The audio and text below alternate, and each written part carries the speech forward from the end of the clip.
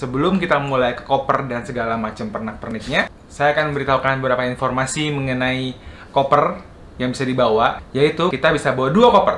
Yang pertama, yang pasti koper yang dibagikan oleh travel. Biasanya travel membagikan koper yang gede tuh ya, itu yang bisa diisi barang yang akan masuk bagasi. Dan kita diperbolehkan membawa satu koper lagi, koper kabin, koper kecil atau tas backpack yang bisa memuat barang-barang penting seperti gadget dan lain-lain. Itu nanti koper kabinnya itu atau backpack itu bisa kita bawa ke dalam pesawat, kabin pesawat. Jadi koper besar kita masukkan ke dalam bagasi, koper kecil atau koper kabin kita bisa bawa ke dalam pesawat. Nah, peraturan yang harus diikuti oleh hampir setiap airline atau maskapai penerbangan untuk berangkat menuju umroh adalah yang pertama, di dalam koper kabin atau koper backpack yang akan kita bawa ke dalam pesawat itu, yang kita bawa jinjing sendiri, itu tidak boleh ada cairan melebihi 100 ml. Jadi minuman, parfum, lotion, minyak kayu putih, dan sebagainya berbentuk cairan, itu tidak boleh dibawa ke dalam kabin pesawat. Terus nggak boleh bawa senjata tajam, gunting, pisau, alat cukur, semuanya nggak boleh dibawa ke dalam kabin pesawat. Terusnya juga power bank nggak boleh masuk ke dalam bagasi. Jadi semua perlengkapan itu yang nggak boleh masuk ke dalam kabin pesawat bisa ditaruh di dalam bagasi, koper bagasi yang gede. Sebelum mulai lagi ke barang-barang yang akan dimasukkan ke koper, harap persiapkan terlebih dahulu pakaian yang akan kalian kenakan pada saat akan berangkat. Karena yang jelas kita akan berangkat menggunakan pesawat kurang lebih perjalanan kalau direct dari Jakarta langsung ke Madinah atau Mekah itu kurang lebih 9-10 jam. Kalau yang transit akan lebih dari itu, yang jelas. Jadi yang harus banget kalian pahami adalah kalian harus menggunakan pakaian senyaman mungkin. Ya, kalau memang ada dikasih seragam, silakan menggunakan seragam. Kalau nggak dikasih seragam, silakan menggunakan pakaian senyaman mungkin. Mungkin seperti saya nih, baju gamis 3/4. Celana juga saya tidak menyarankan pakai celana jeans. Silakan menggunakan celana yang berbahan nyaman. Jadi kita tuh kayak intinya masuk pesawat 8 jam kita akan bersiap untuk tidur. Ya. Jadi persiapan kita ya untuk tidur, asal jangan cuma pakai celana boxer doang atau kaos kutang doang ya, terus sarungan jangan. Tetap harus rapih tapi nyaman gitu loh. Jadi pakai sepatu, pakai kaos kaki, dan mungkin bisa bawa jaket kalau yang tidak terlalu kuat dingin. Bawa jaket tapi nggak usah jaket tebal-tebal, jangan jaket yang bulu-bulu gitu, jangan. Jaket tipis aja. Tapi nanti pun di pesawat disediakan selimut biasanya, jadi nggak usah khawatir. Itulah yang harus digunakan untuk berangkat. Oke, sekarang kita mulai ke apa aja yang harus dipersiapkan ke dalam koper. Kopernya sudah saya siapkan. Ya, paling pertama, khusus untuk pria, ini yang paling penting, karena ini juga bisa dikasih sama travel agentnya, yaitu kain ihram. Ini harus paling bawah, karena biasanya paling sering itu ini digunakan terakhir kalau kita landing Madinah dulu. Kalau kita landing Jeddah dan akan pertama kali ke Mekah, ini jangan dimasukin ke koper dalam. Oke? Jadi ini khusus untuk yang landing di Madinah. Kita masukkan di sini. Kemudian yang kedua, baju selama di sana. Program umroh hampir rata-rata 9 hari. Saya akan menggunakan basic dari 9 hari itu. Jadi biasanya saya membawa itu sekitar minimal 6 baju koko atau baju gamis yang bisa dipakai di sana. Kenapa cuma 6? Karena satu baju koko itu biasanya bisa untuk 2 hari kalau buat saya. Jadi bisa lebih hemat tempat, space untuk di koper. Jadi lumayan bisa buat oleh-oleh space-nya kan. Ini dia baju koko saya. Taruh di sini. Kemudian untuk celana, saya biasanya menggunakan celana panjang, atau biasanya kalau kalian juga suka menggunakan sarung, silahkan dibawa. Bisa kurang lebih minimal 2 atau 3 bisa dibawa atau lebih. Ini by the way, ini semua hanya minimal ya. Kalian kalau kira-kira memperkirakan kurang, silahkan bawa lagi. Ini saya bawa 2 celana. Saya menyarankan kalau untuk pria, celana itu yang penting nyaman. Boleh pakai jeans, nggak apa-apa. Yang jelas harus celana panjang di bawah dengkul. Asal jangan terlalu ketat juga celana jeansnya. Nah, kita berusaha sopan selama di sana. Yang jelas, untuk aktivitas di luar hotel seperti di masjid dan sebagainya, itu kita harus menggunakan celana di bawah dengkul ya. Jangan menggunakan celana pendek. Ntar suka datang tiba-tiba orang, ya haji, haram, celananya haram, jangan ya. Jadi kalau bisa pakai celana panjang. Ini saya hanya membawa 2 celana panjang, termasuk sama yang akan saya gunakan nanti pada saat berangkat. Begitupun juga dengan wanita. Kalau wanita silakan menggunakan pakaian seperti abaya, gamis, baju syar'i dan sebagainya.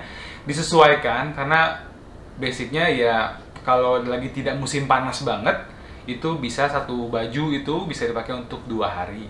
Jadi silakan mungkin bisa minimal 6 atau 7 dibawa. Yang paling penting adalah pakaiannya harus sopan, jangan sampai membentuk badan ya, ketat, karena ya nggak sopan yang jelas, dan sana bisa jadi dipanggil haram juga sama yang lain-lainnya.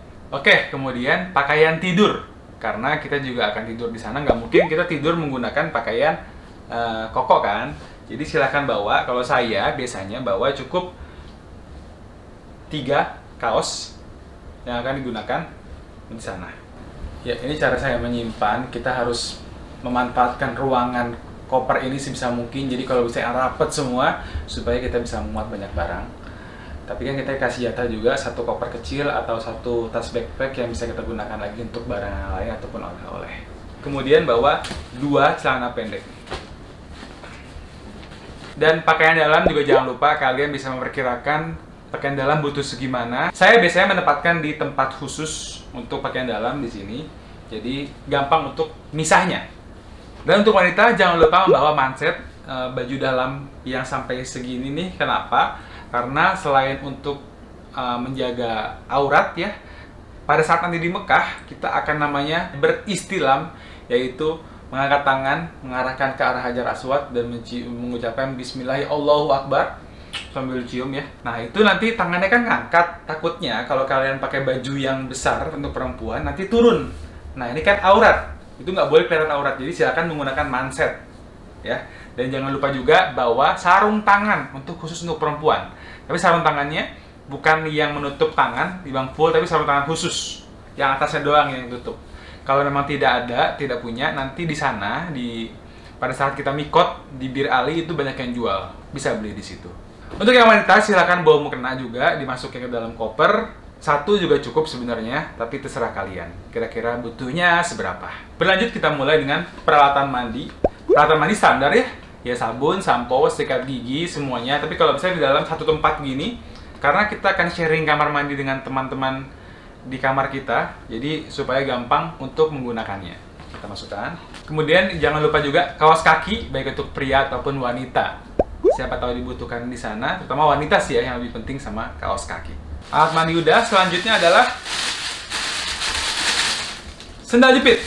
Kenapa sendal jepit? Karena sehari-hari kita akan menggunakan sendal ini ke dalam masjid.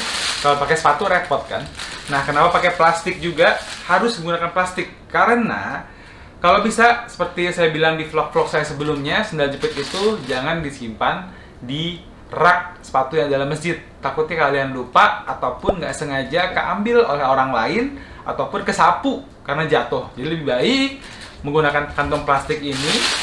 Pada saat selesai wudhu, masuk ke dalam masjid, sendal diambil, dimasukkan ke dalam tas kalian. Berlanjut ke handuk. Tapi saya menyarankan hanya membawa handuk kecil aja. Loh kok handuk? Kan handuk kan dikasih sama hotel biasanya kan? Betul. Cuman kadang hotel itu suka lupa. Harusnya kamarnya berempat, tapi handuknya cuma 3. Harusnya handuknya ada, karena handuknya nggak ada. Itu tugas tour leader ataupun mutawif untuk mengambil handuknya lagi. Tapi kadang hotel di sana itu lama untuk menyediakan handuk kepada kita. Jadi daripada kita nanti nunggu kita mau mandi nggak ada handuk, berjaga-jaga lebih baik kita bawa handuk kecil. Oke, handuk kecil aja yang bisa kita gunakan. Oh iya, by the way, saya tidak menyarankan untuk kalian mencuci di sana karena satu, kalian akan sharing kamar. Kalau misalnya kalian mencuci dan menjemur di dalam kamar mandi, kasihan teman kamar kalian. Ataupun kalian mau laundry, ada tempat laundry, tapi kan kalian tidak bisa memprediksi waktunya. Takutnya ya gimana-gimana, tapi kalau memang darurat, bisa ada tempat laundry yang mungkin akan saya vlog nanti pada saat di sana. Tempat laundry di mana. Oke, lanjut sajadah. Ini sudah pasti dibawa. Walaupun di sana kita akan berusaha masuk ke dalam masjid, tapi untuk jaga-jaga siapa tahu kita telat dan kita akan sholat di pelataran masjid. Kantong-kantong seperti ini ya, kantong plastik atau paper bag ini yang digunakan untuk jaga-jaga, mungkin untuk pakaian kotor ataupun hal-hal yang lain, silahkan dibawa. Gunting, nah ini gunting yang pasti untuk tahalul ya. Yang akan jadi pahala buat kalian juga kalau nanti gunting kalian digunakan untuk tahalul oleh orang lain. Tapi ini harus dimasukkan ke dalam koper bagasi. Oke, lanjut ke obat-obatan. Obat-obatan bisa kalian satukan di dalam sini ya. Ada banyak obat-obatan yang saya sarankan. Yang paling sering digunakan adalah yang pasti obat masuk angin. Ini udah pasti dibutuhkan. Vitamin C terutama ya untuk energi kita, untuk daya tahan tubuh kita. Obat sakit kepala. Ada juga kalau kalian mabuk di jalan itu kalian bisa menggunakan Antimo ya dan sebagainya. Dan untuk diare juga ini boleh dibawa. Dan yang paling penting itu yang paling sering banget adalah demam. Karena kecapean, terusnya menggigil badan akhirnya ya. Ini sebenarnya paling sering orang ya capean terus demam. Nah, cara mengobatinya adalah yang pertama harus istirahat. Jangan memaksakan ke masjid. Jadi minum obat yang ada bacaan paracetamolnya, malam istirahat. Kalau memang tidak bisa ke masjid, nggak apa-apa, jadi paksakan. Sholat dulu di hotel, daripada nanti akhirnya kalian paksakan ke masjid, capek terus, akhirnya sakit yang berkepanjangan, otomatis nggak bisa ke masjid. Nah, kalau misalnya istirahat sehari, insya Allah besoknya sembuh. Ini sering banget kayak gini. Minum obat, istirahat, sholat dulu di hotel, insya Allah besoknya sembuh, dan akhirnya besoknya bisa ke masjid lagi. Jadi jangan dipaksakan. Ini yang paling penting ya, bawa paracetamol. Dan silakan bawa mungkin obat kalian yang penting, yang kalian butuhkan. Saya amat sangat menyarankan kalian seenggak-enggaknya membawa obat untuk jaga-jaga ya. Seenggak-enggaknya kalau tidak untuk kalian, kalian bisa memberikan untuk orang lain yang membutuhkan. Yang insya Allah akan menjadi pahala juga buat kalian. Oke, selain obat-obatan, kalian saya sarankan untuk membawa lotion. Kalau ada punya lip gloss boleh. Ini karena namanya kita manusia yang tinggal di lingkungan tropis, kita pindah ke beda negara yang iklim berbeda juga, kadang itu kita kering, terutama di bibir. Terutama juga untuk orang tua biasanya keringnya cepet di bibir, di kaki terutama ya, karena kita sering jalan itu kering. Jadi kalau bibir silakan pakai lip gloss, kalau di badan silakan pakai lotion, karena keringnya itu sampai berdarah. Saya kasihan ngeliat orang-orang tua biasanya, jadi alangkah baiknya kalau kalian bawa lotion. Parfum juga semua dimasukkan ke dalam koper. Oke, lanjut ke kelistrikan. Colokan di Arab itu adalah 3 seperti ini stop kontaknya. Kalau kita kan 2 ya, kalau di sana tuh 3. Jadi kalau kalian mau mencharge di sana, kalian harus punya konektor untuk ujungnya menjadi 3. Sebenarnya di sana dijual, banyak yang jual di pinggir hotel di Madinah. Tapi alangkah baiknya kalau kalian jaga-jaga, ini kalian bisa beli universal adaptor ini bisa menjadi 2, bisa juga menjadi 3 ya, dan nanti bisa dicolokin ke sini untuk nge-charge kalian. Nah, yang menurut saya kalian perlu bawa juga adalah konektor, baik boleh 3 seperti ini ataupun kabel panjang ya, jadi bisa untuk nge-charge beberapa gadget, ataupun kalian bisa berbagi bersama dengan teman sekamar kalian. Takutnya ntar colokannya kurang atau lokasinya nggak enak kan, jadi bisa pahala lagi nih buat kalian. Lumayan banget kan. Untuk kelistrikan seperti ini, baik ini adaptor, T seperti ini, charger cadangan, itu biasanya saya menempatkan di satu tempat lagi supaya gampang mencarinya, tidak berserakan. Dimasukkan ke dalam sini, ditutup, kita bisa masukkan. Jadi lebih gampang untuk ngambilnya antarnya. Kecuali powerbank ya, powerbank jangan dimasukkan ke sini karena ini akan masuk dalam bagasi. Yang harus diperhatikan oleh kalian adalah Arab Saudi memiliki 2 musim, yaitu musim panas dan musim dingin. Sekalinya panas akan sangat panas sekali, bisa tembus sampai 50 derajat. Ini sekitar bulan Mei, dari mulai April sudah mulai pergantian musim panas sampai bulan September ke Oktober itu panas. Puncaknya di Juni dan Juli. Kalau selain itu ada mulai November akhir, Desember sampai Februari akhir itu adalah musim dingin. Yang harus dibedakan di sini adalah kalau musim dingin saya menyarankan kalian membawa jaket lebih, tapi tidak perlu yang tebal-tebal ya. Cukup bawa jaket tapi menggunakan long john.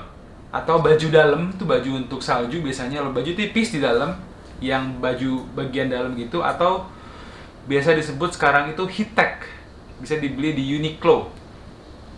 Ini nggak terlalu mahal ya, bisa cukup bawa 2 aja. Kalau nggak ada, kalian bisa mendobel juga sih dengan baju kaos seperti ini saja ya, biasa di dalam baju koko kalian. Dan di musim dingin pun, karena kita nggak keringetan, kita bisa lebih hemat dalam membawa baju sehari-harinya. Jadi diminimalin aja. Nah, kalau musim panas, ini beda lagi cara penanganannya. Biasanya, panasnya itu kan panas banget. Dan emang sih, dia kering panasnya, nggak terlalu keringetan. Tapi tetap aja, kadang-kadang saya suka nggak nyaman sama baju kalau misalnya udah dipakai sekali. Jadi bisa dibanyakin aja nih bajunya untuk musim panas, baju sehari-harinya. Ataupun bisa baju dalamnya aja yang bisa dibanyakin. Kayak gitu perbedaan musim panas dan musim dingin di Saudi Arab. Yang paling banyak ditanya biasanya sama jamaah umroh itu adalah, boleh gak sih bawa rokok? Boleh dong bawa rokok, tapi secukupnya aja. Jangan bawa sampai 2 selop, 3 selop. Dah, emang mau jualan di sana? Soalnya jujur, di sana ya tempat untuk ngerokok nggak banyak. Terutama di area masjid itu nggak boleh ngerokok. Dan untuk beli rokok di sana pun nggak mudah, susah. Karena kalau ketahuan ngejual rokok di sana, kalau sama polisi, itu bisa ditangkap. Setahu saya sih kayak gitu. Jadi silakan yang membawa rokok, tapi secukupnya aja ya. Terus kemudian kamera. Gimana dengan kamera? Kamera saya pun bawa, kamera profesional. Tapi saya tidak menggunakan di dalam masjid, karena nggak boleh masuk dalam masjid. Saya kalau nge-vlog biasanya menggunakan kamera handphone ataupun kamera kecil. Pokoknya kalau di dalam masjid saya pasti hanya menggunakan handphone. Kalau di sekitar masjid, saya menggunakan kamera GoPro yang kecil ini, jadi tidak mengganggu. Kadang-kadang pun kalau kita ngerekam gitu suka ditegur sama orang sana, satpam atau namanya biasanya askar namanya. Itu kita nggak boleh ngerekam fokus ke orang di sana, terutama perempuan ya. Jadi lebih fokusnya ke sekeliling aja kalau mau ngerekam. Kalau foto masih nggak apa-apa. Kalau foto pakai kamera profesional yang seperti saya rekam ini, itu kalau bisa mungkin pas lagi ziarah ke tempat-tempat yang lain atau lagi di tempat perbelanjaan, asal jangan di area sekitar masjid. Oke? Kemudian biasanya juga saya suka bawa makanan dari Indonesia, yang makanan bisa dibawa gitu, kayak misalnya sambal. Kan sambal buatan istri saya dahsyat tuh kan. Jadi tidak ada duanya di sana. Jadi saya suka bawa tuh dalam botolan. Nah, walaupun biasanya makanan di sana pun enak-enak karena sudah disiapkan dari mulai pagi, siang, dan malam. Jadi itu opsional aja sih buat saya. Oke, itu dia mengenai perlengkapan koper bagasi yang bisa dibawa. Biasanya bisa ditambahkan aksesoris-aksesoris yang lain lagi. Misalnya kalau kalian mau menambahkan kaos, karena saya musim dingin kan, saya bawa kaos ini beberapa, karena saya nggak punya long john. Saya bawa 2 kaos kecil, saya masukin lagi di sini.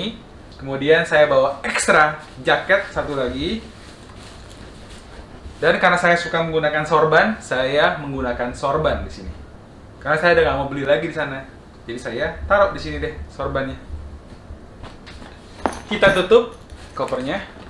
Sebenarnya ini masih muat lagi sih, karena biasanya pulang bawa oleh-oleh kan, koper bisa begini. Hamil! Tuh, gini. Dan masih muat.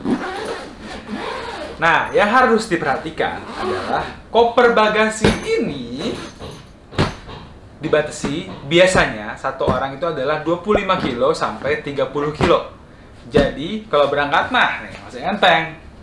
Cuma, kalau pulang, itu yang biasanya bermasalah. Terutama ibu-ibu. Sering banget kan, berangkat ke masjid, pulang, bawa tentengan. Berangkat ke masjid, pulang, bawa tentengan. Itu harus hati-hati, terutama juga biasanya beli kurma kan. Harus diperkirakan kopernya jangan sampai melebihi batas yang sudah ditentukan. Kita lanjut ke koper kecil. Koper kecil ini koper yang dibawa ke dalam kabin. Biasanya kopernya ukurannya seperti ini.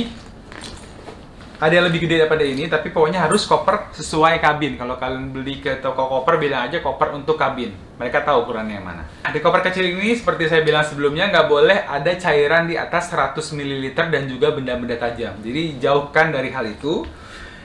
Yang biasa saya bawa di koper kabin ini adalah Pasti power bank. Power bank saya pasti bawa.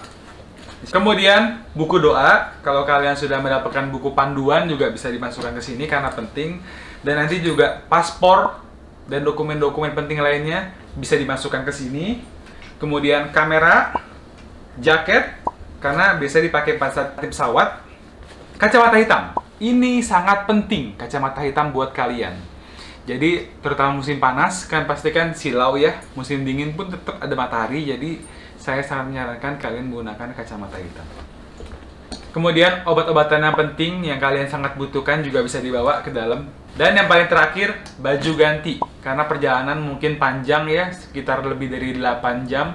Kalian ada yang risih sama bajunya mungkin, atau ada yang terkena noda dan sebagainya. Mau ganti, silakan bawa cadangan di tas kabin. Insya Allah akan berguna. Nah, selain tas kabin, saya juga biasanya membawa tas dari travel ini ya. Ini yang saya akan gunakan selama di sana sehari-hari. Jadi saya menggunakan hanya satu tas ini yang bisa digunakan untuk membawa berbagai peralatan seperti sejadah, kemudian sarung, sendal jepit, terus ya minuman, air zam-zam, semua handphone, powerbank semua bisa ditaruh di tas kecil ini yang biasa dikasih sama travelnya. Biasanya travelnya sih ada sih yang ngasih, cuma mungkin ada juga yang nggak kasih. Gitu. Itu dia persiapan mengenai keberangkatan umroh apabila kalian mau berangkat umroh, baik untuk pria ataupun wanita. Dan kalau memang mungkin ada dari saya yang kurang informasi dan mungkin dari kalian ada penambahan lagi yang harus dibawa yang saya miss, coba kalian bisa tambahkan di kolom komen. Mudah-mudahan yang saya berikan ini bermanfaat dan berguna untuk kalian yang mau berangkat umroh. Mudah-mudahan kalian berangkat umroh bisa menjadi umroh yang mabrur, amin ya rabbal alamin. Dan kalian yang belum berangkat bisa disegerakan berangkat bersama dengan keluarga, amin ya rabbal alamin. Wabillahi taufiq wal hidayah. Wassalamualaikum warahmatullahi wabarakatuh.